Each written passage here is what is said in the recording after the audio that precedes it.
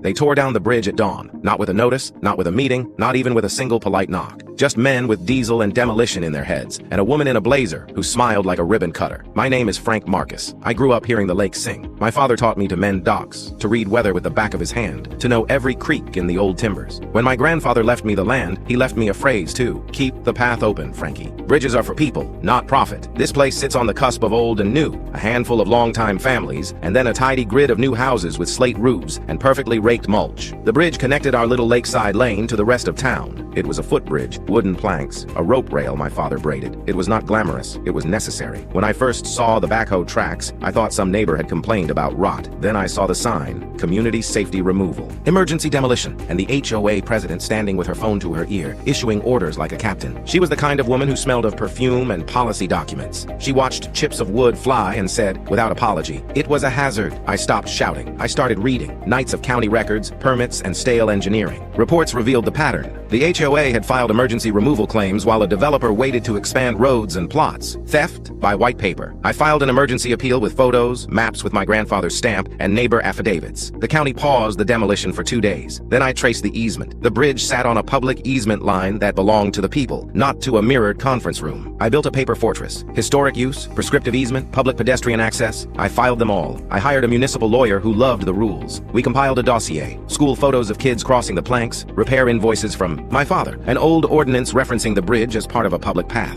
I took that dossier to the press. A photo of a hand-painted sign reading, "Our bridge lit a fuse." Phones buzzed. A councilman called. The story swelled. The HOA smiled thinly and retaliated with lawyers and accusations. Their engineer's report crumpled under scrutiny. One contractor admitted he'd been told to leave the bridge vulnerable. The word opportunity slipped out. The county judge, patient and precise, ruled the removal premature and ordered the HOA to fund a replacement and restore public access. The ruling read like a quiet blade. The bridge provides non-recreational public access, and its destruction constituted an undue deprivation of public rights. They had to rebuild. I negotiated the specs. The law required resilience and public focus. I pushed for plaques and a ledger, transparency in stone. The HOA paid the bills, posed for ribbon-cutting photos, then watched as I read the ledger aloud. Bridge fund, paid by Brookhaven HOA. Repairs mandated by county order. All expenditures transparent. I opened the ledger and wrote plainly, paid with interest by those who sought to deny access. Every invoice, every contractor check, public record and permanent. They rebuilt what they tore down, and in doing so, funded the memory of their mistake. On reopening day, children raced across new planks. The HOA president stood at the far end, jaw tight. Cameras clicked. I crossed slowly and nodded. She said, "You made a lot of trouble." I replied, "I made sure a path stayed where it belonged." Later, she offered the HOA would cover the annual maintenance fund. I took the envelope and felt the wind lift my smile. It was a victorious smile. Patient, exact, justice served. Type victory if you think justice always finds its way back. Like and subscribe for more stories.